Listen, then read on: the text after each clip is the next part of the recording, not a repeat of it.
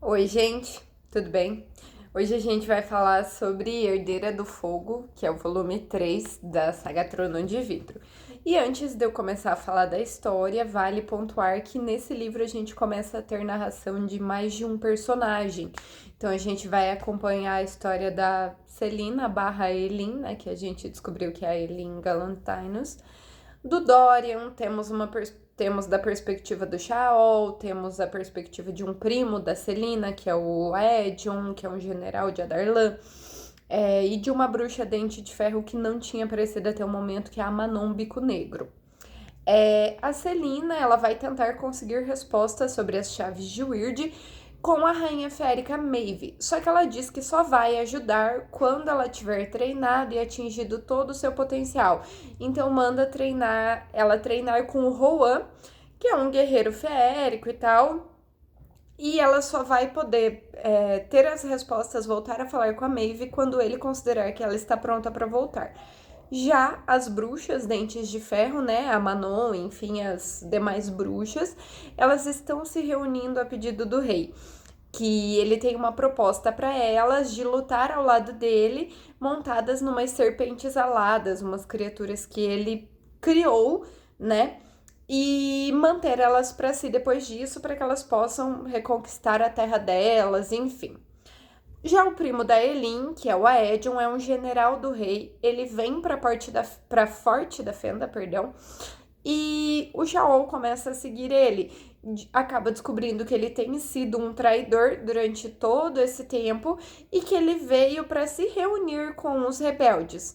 O rei só confia nele porque deu um daqueles anéis pretos que ele consegue controlar as pessoas.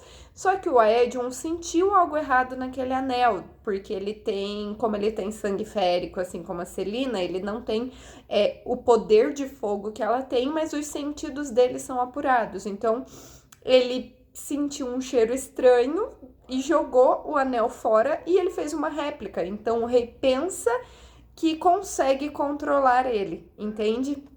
Já com as bruxas, no dia da escolha das montarias, a herdeira das pernas amarelas empurra a Manon no fundo do poço. Só que não só ela sobrevive, como vê uma serpente menor, que é só uma isca machucada e tal, que que acaba parando o outro reprodutor porque é muito astuta, muito esperta e mata ele. E assim ela acaba escolhendo essa isca, essa serpente pequena, machucada, como a montaria dela, que é o Abraxos. No decorrer da leitura, nós vamos acompanhando o desenvolvimento da história na perspectiva de todos esses personagens. Então, assim, o Shaol tá trabalhando com o Aedio e com os rebeldes para tentar de alguma forma trazer a magia de volta. E eles até percebem que tem algo relacionado à torre do relógio, que a Celina até entrou, sempre teve uma sensação errada e tal, porque existem outras torres em pontas opostas do reino e que no triângulo dentro dessas torres a magia não funciona. Então eles estão tentando trabalhar em formas de trazer a magia de volta.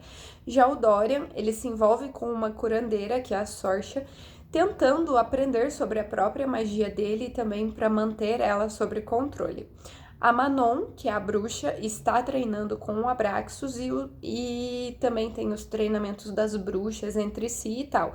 E por último, a Celina barra a Elin, que está lidando com seus traumas e tal, e conforme isso acontece, ela vai avançando no treinamento dela, ela vai conhecendo melhor o Rohan, aceitando a cada verdade dura que ela aceita sobre si mesma, ela consegue avançar um pouquinho mais, porque o bloqueio da magia dela era muito autoimposto, sabe? Era muito relacionado aos traumas dela.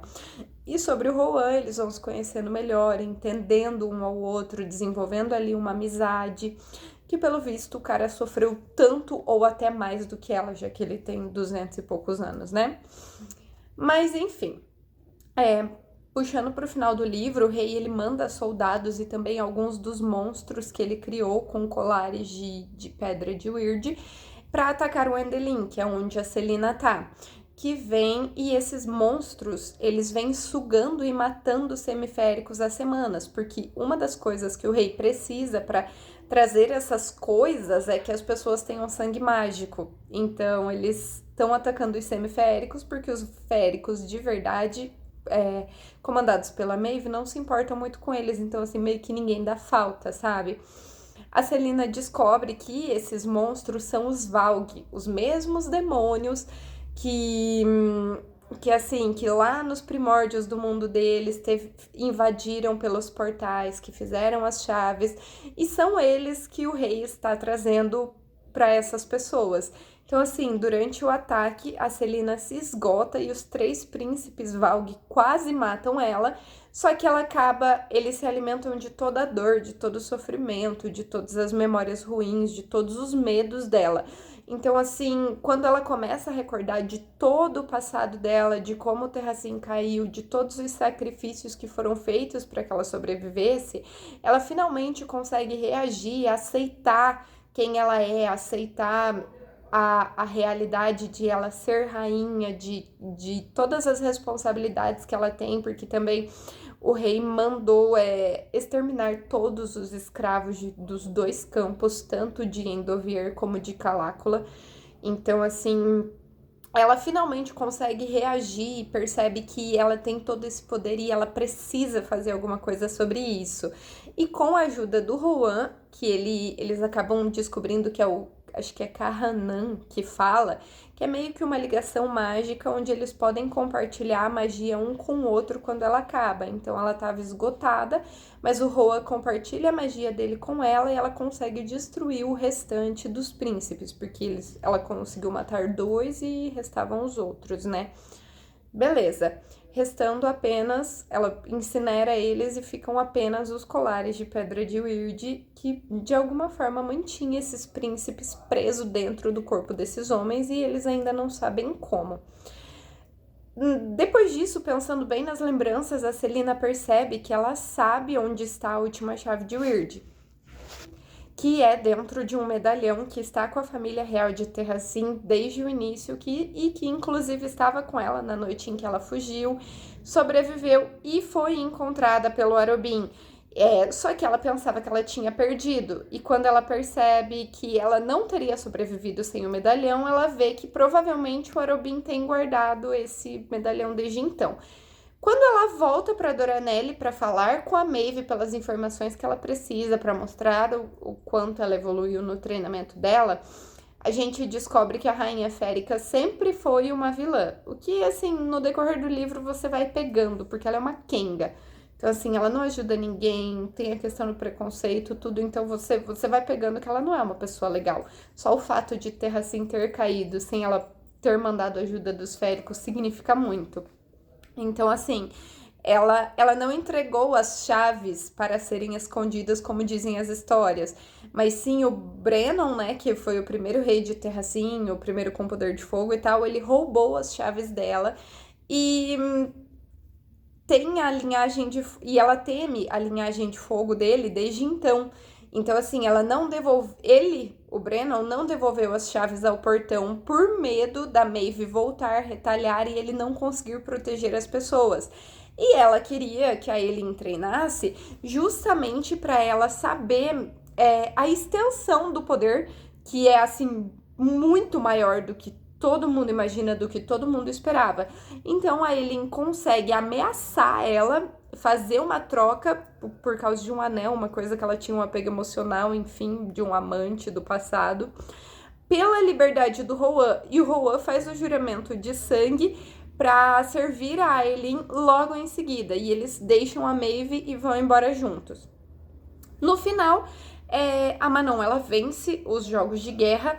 Ela é coroada líder alada e ela é comandada pela avó dela, né, que é meio que a matriarca das bruxas, Bico Negro, a levar as bruxas para Morat, que é a residência do Duque. O mesmo Duque, lá no primeiro livro, que era aliado do rei, que patrocinou o Caim, que foi aquele campeão que quase matou a Celina, que tinha um dos anéis do rei, que invocava aquela criatura. Já no castelo, o rei chama todo mundo devido à traição, o Aedion acaba sendo preso, A Sorcha, que é a curandeira do Dorian, é morta por passar informações aos rebeldes.